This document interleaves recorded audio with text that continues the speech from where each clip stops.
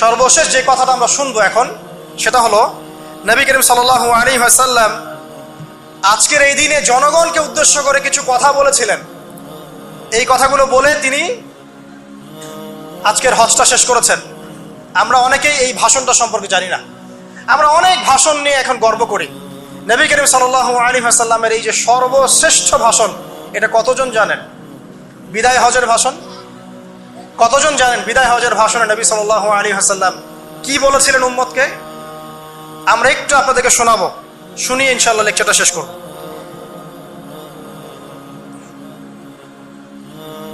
নবী করিম সাল্লাল্লাহু আলাইহি ওয়াসাল্লাম আজকের এই দিনে 31টা বিষয়ে উম্মতকে নির্দেশ দিয়েছেন। 31টা বিষয়, সবগুলো বলার সময় পাওয়া যাবে না, আমি কয়েকটা কথা বলছি। খুব ভালো হতো যদি আমি অ্যারাবিকটা বলার পরে বাংলাটা বলার সময় পেতাম। আমার হাতে 5 মিনিট সময় আছে, কারণ অ্যারাবিকটার যে ভাব গাম্ভীর্য এটা বাংলা আসলে আসবে না। তারপরে আমি চেষ্টা করছি। নবী করিম সাল্লাল্লাহু আলাইহি ওয়াসাল্লাম সবার সামনে দাঁড়িয়ে দীর্ঘ 23 বছর অক্লান্ত পরিশ্রম করে দাওয়াতি মিশন কমপ্লিট করার পরে সবাইকে সমবেত করে একটা হজ করলেন। হজ করার পরে তিনি গুরুগম্ভীর কণ্ঠে বলছেন, হৃদয়ের সমস্ত আবেগ বের করে দিয়ে বলছেন, হে জনগণ, আইয়ুহান নাস, হে জনগণ, আমি জানি না আজকের পর তোমাদের সাথে আমি কখনো মিলিত হতে পারবো কিনা। একটু চিন্তা করেন, সাহাবীরা সামনে দাঁড়িয়ে আছেন, নবীজি দাঁড়িয়ে এই কথাটা বলছেন, হে জনগণ, আমি জানি না আজকের পরে আমি তোমাদের সাথে মিলিত হতে পারবো কিনা। অতএব যে ব্যক্তি আজকে আমার এই কথাগুলোকে স্মরণ রাখবে, সে যেন অন্যের কাছে এই কথাগুলো পৌঁছে দেয়। হতে পারে যার কাছে পৌঁছে দেওয়া হচ্ছে সেই এই কথাগুলোকে বেশি সংরক্ষণ করতে পারবে। আল্লাহ পাক তার প্রতি রহম করুন যে আমার এই কথাগুলোকে অন্যের কাছে পৌঁছে দিবে। নবীজির ভাষণ। এরপর নবীজি বলছেন, জেনে রাখো নিশ্চয়ই তোমাদের পরস্পরের, মুসলিমদের পরস্পরের সম্পদ, পরস্পরের রক্ত, পরস্পরের এই যে জান মাল ইজ্জত, এগুলো একে অপরের জন্য হারাম। মুসলিমদের পরস্পরের রক্ত, পরস্পরের ইজ্জত সম্মান একে অপরের জন্য হারাম। এর হানি করা একে অপরের জন্য হারাম।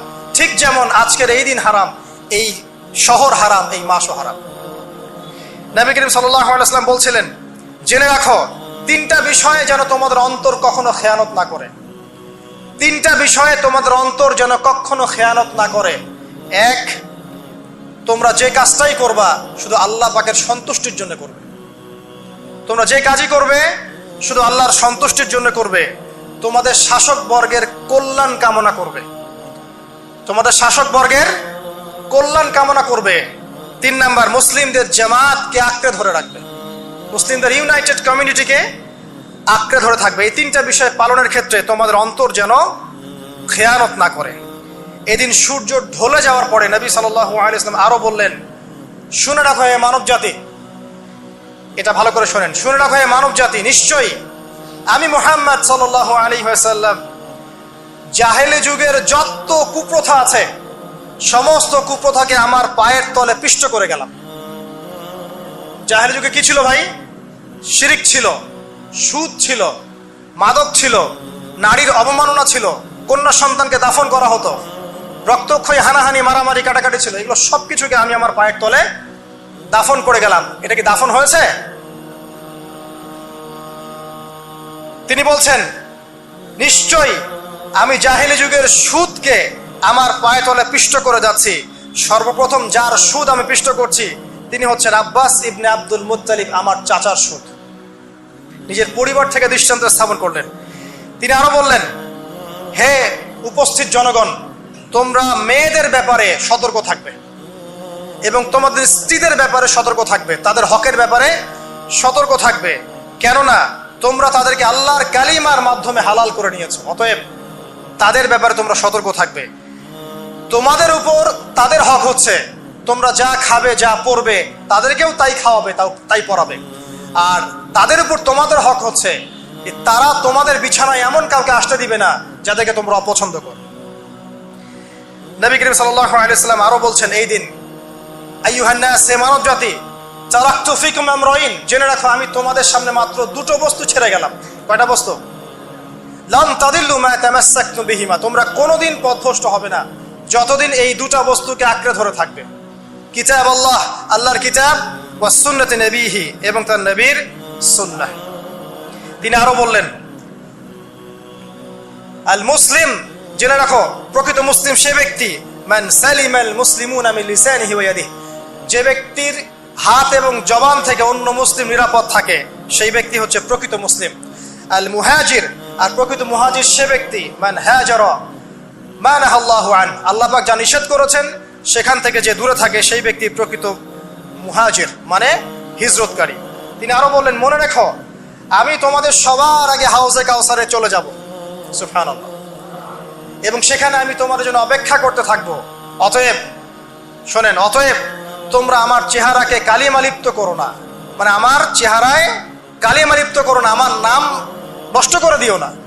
আমি তোমাদের সংখ্যাধিক্য দেখে আল্লাহর কাছে গর্ব করব, আমাকে তোমরা অপমানিত করো না। আজকে কি আমরা তার দায়িত্ব পালন করে উম্মাহ হতে পেরেছি? নবীজি বলেছেন, তা আমার চেহারাকে কালিমালিপ্ত করো না, সুবহানাল্লাহ। তিনি বলছেন, ওই সময় কিছু মানুষ থেকে আমি মুক্ত হয়ে যাব, আর কিছু মানুষ আমার থেকে মুক্ত হয়ে যাবে। বলা হলো, কারা ইয়া রাসূলুল্লাহ? তিনি বলছেন, আল্লাহ পাককে আমি বলবো, ইন্নাহুম মিন্নি, হে আল্লাহ এরা আমার উম্মাহ, এরা আমার উম্মত, আমার সাহাবী। আল্লাহ পাক বলবেন, ইন্নাকা লা তাদরি মা আহদাসা বা'দাক, তুমি জানো না হে নবী, তোমার মৃত্যুর পর এই মানুষগুলো, পরবর্তী মানুষগুলো তোমার দিনের মধ্যে কত বেদাত সংযোজন করেছিল।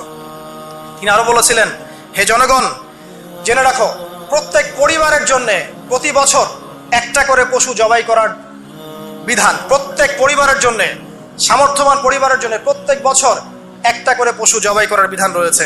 তিনি আরো বললেন, মনে রাখো একজনের অপরাধের শাস্তি আর একজন কখনো পাবে না, আর বাবার দোষে ছেলে কখনো দুষ্ট হবে না, ছেলের দোষে বাবাও কখনো অপরাধী হবে না। তিনি আরো বললেন, জেনে রাখো হে মানব জাতি, নিশ্চয়ই শয়তান এই বিষয় থেকে নিরাশ হয়ে গেছে যে তোমরা শয়তানের ইবাদত করবে। শয়তান নিরাশ হয়ে গেছে, কিন্তু শয়তান নিরাশ হয়নি একটা বিষয় থেকে, যে তোমরা একে অপরে হানাহানি, কাটাকাটি, ফিতনা, ফাসাদে ব্যস্ত থাকবে, যেমনটা এখন আমরা করছি। আমরা কিন্তু সরাসরি কখনো শয়তানের ইবাদত করছি, কিন্তু মুসলিমরা এখন পরস্পরে হানাহানি, কাটাকাটি, ফাসাদে লিপ্ত আছে। তিনি আরো বললেন যে একজন মুসলিমের জন্য হালাল নয় অন্য মুসলিমের সম্পদ আত্মসাৎ করা, যতক্ষণ না সে স্বেচ্ছায় খুশি মনে তোমাকে সম্পদ প্রদান করে। অতএব তোমরা একে অপরের প্রতি জুলুম করবে না। তিনি আরো বললেন, সাবধান, আমার ইন্তেকালের পরে তোমরা একে অপরের গর্দান উড়িয়ে কাফের হয়ে যেও না। সাবধান, আমার ইন্তেকালের পর তোমরা একে অপরের গর্দান উড়িয়ে কাফের হয়ে যেও না। তিনি আরো বলেছেন, একজন মুসলিম আরেকজন মুসলিমকে গালি দিতে পারে না। যদি একজন মুসলিম আরেকজন মুসলিমকে গালি দেয়, এটা হচ্ছে ফাসিকি, এবং একজন মুসলিম যদি আরেকজন মুসলিমের সাথে যুদ্ধ করে, এটা হবে এক প্রকার কুফরি। তিনি আরো বলেছেন, হে জনগণ জেনে রাখো, আমার পরে কোনো নবী নেই, আর আমার পরে তোমরা ব্যতীত আর কোনো উম্মত নেই। এর চেয়ে স্পষ্ট কথা হতে পারে? আমার পরে কোনো নবী নেই, আর আমার পরে তোমরা ছাড়া কোনো উম্মত নেই।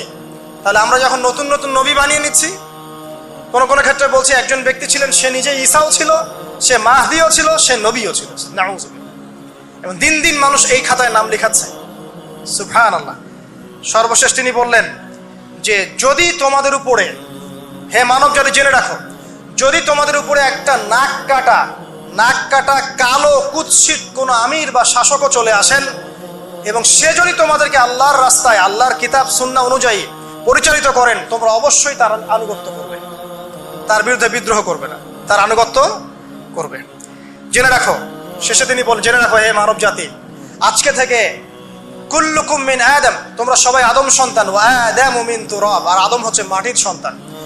আরবের উপর অনারবের, অনারবের উপর আরবের, সাদার উপর কালোর, কালোর উপর সাদার, লালের উপর কালোর, অথবা কালোর উপর লালের কোনো রকম প্রাধান্য নাই। ইল্লা তাকওয়া, শুধু তাকওয়া ব্যতীত। যে ব্যক্তি বেশি মুত্তাকি, সে আল্লাহর কাছে বেশি মর্যাদার অধিকারী হবে ইনশাআল্লাহ তাআলা। সর্বশেষ তিনি আঙ্গুলটা উঁচু করলেন, নিজের শাহাদাত আঙ্গুলি উঁচু করে আকাশের দিকে তাকালেন, এরপর জনগণের দিকে তাকালেন, তাকিয়ে বললেন যে তোমাদের ব্যাপারে, হে জনগণ, তোমাদের ব্যাপারে আমাকে আল্লাহ জিজ্ঞাসা করবেন। ফামা আনতুম কাইলুন, তোমরা ওই সময় কি বলবে আমার সম্পর্কে? তখন সাহাবীরা বললেন, আমরা বলবো যে আপনি বাল্লাগতা রিসালাতাক, আপনি আপনার রিসালাত পৌঁছে দিয়েছেন। ওয়াজ্জা আমানাতাক, আপনার আমানত পূর্ণ করেছেন। ওয়া নাসাহতা উম্মাতাক, এবং আপনি আপনার উম্মতকে নসিহত করেছেন। এরপরে তিনি আকাশের দিকে তাকিয়ে বললেন, আল্লাহুম্মা ফাশহাদ, হে আল্লাহ আপনি সাক্ষী থাকেন। আল্লাহুম্মা ফাশহাদ, হে আল্লাহ আপনি সাক্ষী থাকেন। আল্লাহুম্মা ফাশহাদ, হে আল্লাহ আপনি সাক্ষী থাকেন যে আমি আমার দায়িত্ব পৌঁছে দিয়েছি। এরপরে নাজিল হলো আল ইয়াউমা আকমালতু লাকুম দীনাকুম ওয়া আতমামতু আলাইকুম নি'মাতি ওয়া রাদিতু লাকুমুল ইসলাম দীনা। এই হলো বিদায় হজ, আজকের এই আরাফার প্রেক্ষাপট। আমরা কতজন এটা নিয়ে চিন্তা করেছি? 1 মিনিট একটু বলে শেষ করি। দেখেন, শেষ ওসিয়ত যেগুলো হয় মানুষের, এটা খুব হৃদয় বিদারক হয় না? বাবা ইন্তেকাল করছেন, সন্তানের জন্য ওসিয়ত করে যাচ্ছেন, মাকে দেখিস ইত্যাদি ইত্যাদি। হৃদয় বিদারক হয় না? মানুষ সারা জীবন মনে রাখে না? বাট আমরা আমাদের এই ন্যাশন, এই উম্মাহ, নবী সাল্লাল্লাহু আলাইহি সাল্লামের উম্মাহ বলে আমরা যারা দাবি করছি, আমাদের মধ্যে বেশিরভাগ মানুষ নবী সাল্লাল্লাহু আলাইহি সাল্লামের শেষ এই নসিহতগুলো ভুলে গেছি আমরা। নসিহতগুলোর মধ্যে সবচেয়ে ইম্পর্টেন্ট ছিল শিরক থেকে দূরে থাকা, সুদ থেকে দূরে থাকা, মুসলিম ভেদাভেদ না করা, শাসকের কল্যাণ কামনা করা, বিদ্রোহ না করে শাসককে উত্তম নসিহত করা। এবং আরেকটা হাদিসে তিনি বলেছিলেন 5 ওয়াক্ত সালাত আদায় করবে, সাওম পালন করবে, রমজান মাসে সাধ্যমতো সাদাকা করবে, মুসলিমদের জামাত আঁকড়ে ধরবে, ইনশাআল্লাহ হাসতে হাসতে জান্নাতে প্রবেশ করবে। আও কামা ক্বালা আলাইহিস সালাম। জাহেলি যুগের সমস্ত প্রথা ছেড়ে দেওয়া ছিল আজকের দিনের মূল মর্ম, আমরা ছাড়তে পারছি না। সুদ ছেড়ে দেওয়া ছিল মূল মর্ম, ছাড়তে পারছি না। শিরক থেকে বের হতে পারছি না। বেদাতীদের ব্যাপারে ধমক দেওয়া হয়েছে, বেদাত ছাড়তে পারছি না। খেয়াল করে দেখেন, মুসলিম হানাহানি কাটাকাটি এখনো ছাড়তে পারছি না। ইভেন ধর্মতাত্ত্বিক ভাবেও আমরা বহু দল এবং উপদলে বিভক্ত হয়ে গেছে, কারোর সাথে কারো ঐক্য নাই। সব মিলিয়ে নবী সাল্লাল্লাহু আলাইহি ওয়াসাল্লামের শেষ ওসিয়তগুলো, কিতাব এবং সুন্নাহ আঁকড়ে ধরা, এটা আমরা সবাই আঁকড়ে ধরতে পারছি না। আজকের এই দিবসগুলো এই জন্যই আল্লাহ পাক বারবার ফিরিয়ে দেন, যাতে করে এগুলো নিয়ে আলোচনা হয়, আমরা এগুলো জানতে পারি এবং আমল করতে পারি, এই চেতনাগুলো লালন করতে পারি, নিজেরাও শিখি, পরিবারকেও শেখাই, আগামী প্রজন্মকেও শেখাই ইনশাআল্লাহ তাআলা। আশা করছি ইনশাআল্লাহ আমরা যদি নাও পারি, এক সময় এমন একটা প্রজন্ম আসবে যারা নবী সাল্লাল্লাহু আলাইহি ওয়াসাল্লামের উম্মার মতো উম্মাহ হবে ইনশাআল্লাহ। অতএব প্রিয় দিনী ভাইয়েরা, আসুন আজকের দিন, জুমার দিন, আমরা এই দিনে ইবাদতগুলো বাড়িয়ে দেই, আরাফা, সাওম এবং দোয়া, জিকির আজকারগুলো বাড়িয়ে দেই, একই সাথে আসন্ন কুরবানির প্রস্তুতি গ্রহণ করি। এবং আজকের দিনে, আরাফার এই দিনে হাজিদের সাথে আমরাও শরীক হয়ে আল্লাহর কাছে বলি যে আল্লাহু আকবার, আল্লাহু আকবার, লা ইলাহা ইল্লাল্লাহ, আল্লাহু আকবার, আল্লাহু আকবার, ওয়ালিল্লাহিল হামদ। এবং নবী করিম সাল্লাল্লাহু আলাইহি ওয়াসাল্লাম রেখে যাওয়া এই যে শেষ বাক্যগুলো, এগুলো সবার কাছে পৌঁছে দেই। যে ব্যক্তি পৌঁছাবে তার উপর আল্লাহ পাক রহম করবে ইনশাআল্লাহ। এবং নিজেরা আমল করার চেষ্টা করি। আল্লাহ পাক আমাদের সবাইকে নবী করিম সাল্লাল্লাহু আলাইহি ওয়াসাল্লামের আদর্শ উম্মাহ হওয়ার তৌফিক এনায়েত করুন, আমিন। আমাদের ব্যক্তি, পরিবার, সমাজ, রাষ্ট্র, শাসক সবাইকে আল্লাহ